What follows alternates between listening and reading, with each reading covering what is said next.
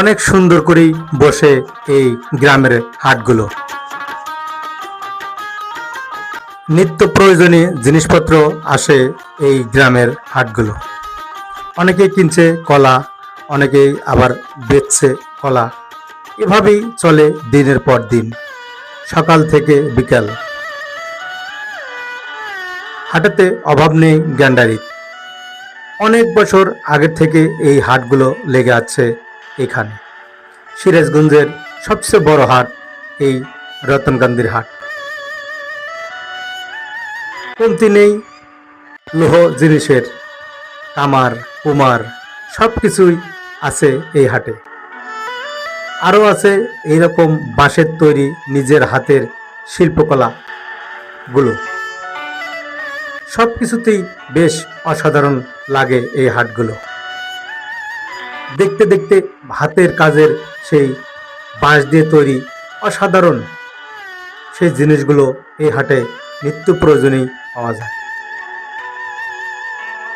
বেঁকে কিনি চলে সারা দিন ভর। এগুলো দেখতে অসাধারণ।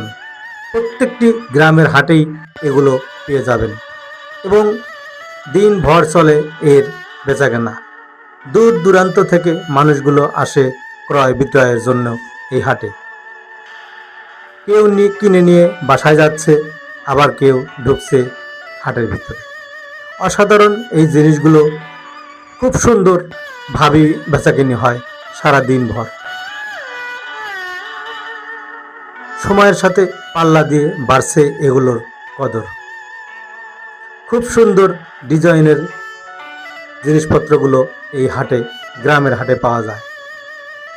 সামনে ধানের সিজন, তাই সবাই এরকম হাতে কুলা টুকরি যে যার যার মতো পারছে কিনে নিয়ে যাচ্ছে এই হাট থেকে।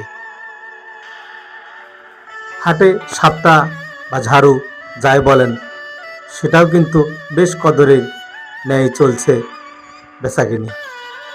100 থেকে 120 টাকা করে এগুলো পণ্য যথারীতি কিনে নিয়ে যাচ্ছে। সেই 90 দশকের মতো এখানেও কমতি ছিল না সেই সেলুনগুলো। গ্রামের মিঠো পথে বসে এ ধরনের চুল দাড়ি কাটা আজ আর দেখাই যায় না। তারপরে কিন্তু এ ধরে রেখেছে যুগ যুগ ধরে। অসাধারণ দেখতে এই মুরগিগুলো 300 থেকে 400-500-র ভিতরেই বেচা